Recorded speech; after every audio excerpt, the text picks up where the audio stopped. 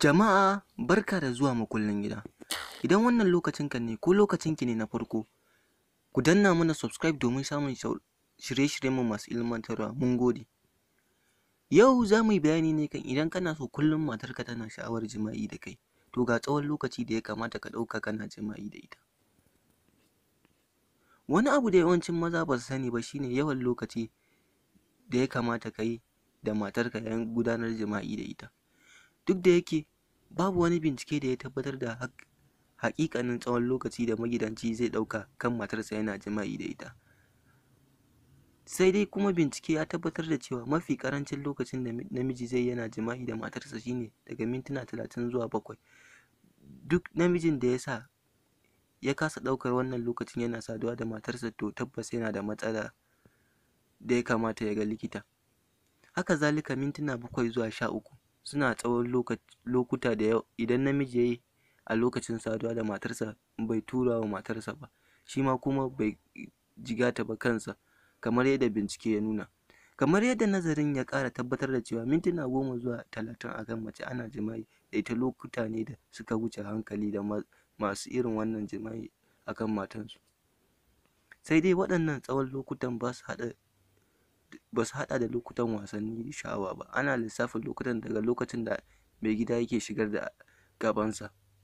Babban abin da ya kamata maza magidanta su fahimta a nan shine ba wai ana nufin cewa dole sai maza sun ɗauki tsawon waɗannan lokutan akan matansu ba, ko kuma su taƙaita kamar yadda bincike ya nuna ba.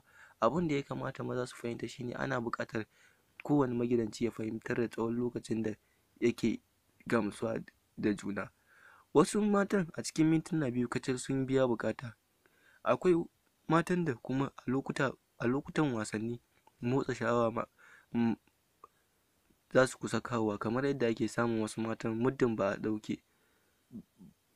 ɗaukan sama da sa'a guda ko rabin sa'a ana gurza su, ba za su yi ba. Masana sun ba da shawarar kan cewa kowane magidanci dole ya fahimci matarsa sosai a jima'ance. Ko haka ne kawai zai iya gamsar da ita babu cutarwa. Ganin shi gamsar da mace a yayin jima'i dole ne akan ɗauka a dukkanin wani magidanci. Ga mazan da suke yin shaye-shaye kamin su yi jima'i suna iya fuskantar matsaloli ko dai a kamin tsufa ko kuma bayan tsufa. Ita mace ba wai tsawon lokaci da aka ɗauka a kanta shine ke sa ta gamsuwa ba, kawai magidancin ya yi ƙoƙarin gano abubuwan da suke saurin gamsar da matarsa. Wasa da ita ne kuma saduwa da ita ke gamsuwa da wuri. A saduwa da ita din ma a wani yanayin kwanciyar jima'i take samun gamsuwa. Waɗannan su ne abubuwan da mai gida zai gano, amma ba wai sai ya yi shaye-shaye ba domin gamsar da matarsa. Sai dai babu laifi lokaci zuwa lokaci namiji ya sha maganin da zai ƙara masa lafiyar gaba ko ƙarin girma, amma kada kuma ya zama masa idan bai sha wannan abun ba ya saba sha ba zai iya gamsar da matarsa ba. Allah ya sa mu dace. Jama'a tabbata an mana subscribe domin samun shirye-shiryenmu masu ilmantarwa. Mun gode.